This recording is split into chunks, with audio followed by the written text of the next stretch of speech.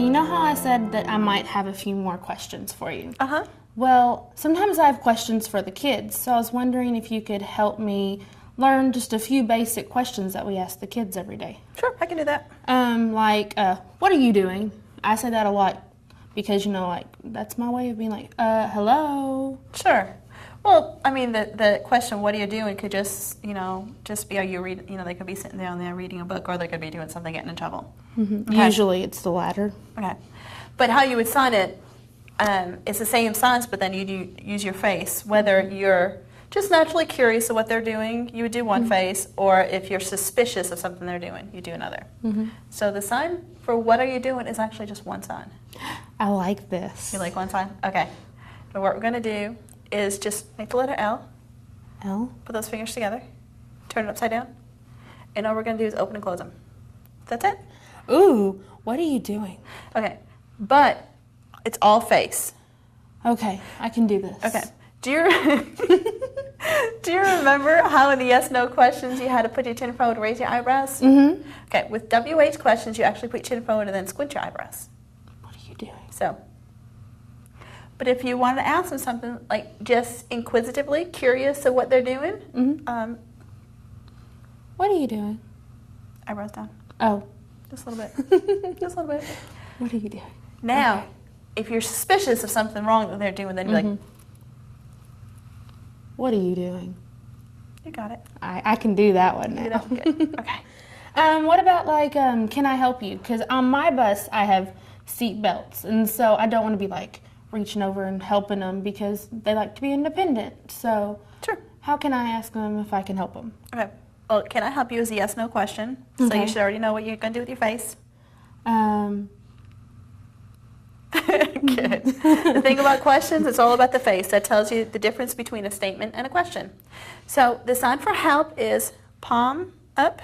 Okay. Then make your thumbs up and put it on there. Okay. Now help is a sign where all the pronouns are inside the sign. So if I was going to help you, I would start at me. Okay. And then I'd go to you. Help you. Okay. It's like I'd help you. Uh-huh.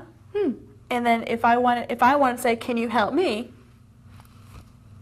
So from you. Can you help me? Okay. Okay. So if a child looks at you and says, So then I can go over there and help them. Yes, exactly. So remember, we have to do the face along with it, so it would be. Okay. It's the eyebrows up. Yes, correct. eyebrows up. Face all right, up. got it. Good. Any other questions? What about who is meeting you at your house? Because I know we went over family earlier, but sometimes we need to ask exactly who is at their house. That way, whenever we get there, who are you?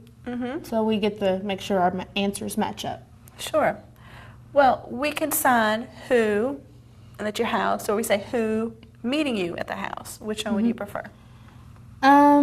Who's meeting you at your house? Okay.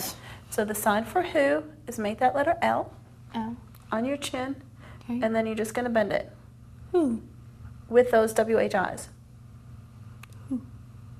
And then the sign for meet is you're going to take two index fingers and pretend that they're people.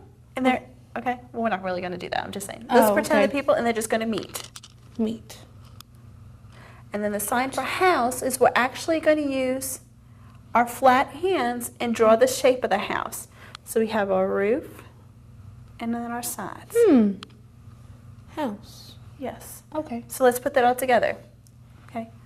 Who is meeting you at your house? Okay. Good. Also sometimes we have subs on the bus, and I might be distracted with one of the kids, but the sub knows it's one of the houses here. How do they try to communicate which one is your house? To ask them which one. So we just learned the sign for house. Okay. And that was the house. And then the sign for which is do your two thumbs up. And what you're going to do is you're going to move them up and down, alternating. Okay. But don't go straight up and down like this. You kind of go at angles. So which? It's kind of like this one or this one. Which. So do you do the which ones your house, or do you do house which one? That's the interesting thing about ASL is it's got all different ways to do things. With question words, you can do them the first, you can do them at the end, you can do them the front and the end. So You just can't do them in the middle. So the kids will still understand when if you say which one house or house which one. Yes. Awesome. 'Cause I don't want to mess that up. They could, which one, and then if you're saying that, they should be able to look and point to their house. You shouldn't have to. Well, maybe with younger ones, maybe with kindergarten ones, you say which house, but you might have to be like, is that one or is it that one or something to help narrow it down. And they'll tell you yes. Well, not if it's which house. Oh, or maybe no. Well, if it's which house, you want them to point and tell you which house it is. Oh, okay. All right. Awesome. I think that's it. Okay. If I think of anything else, I'll make sure to come back again. Great.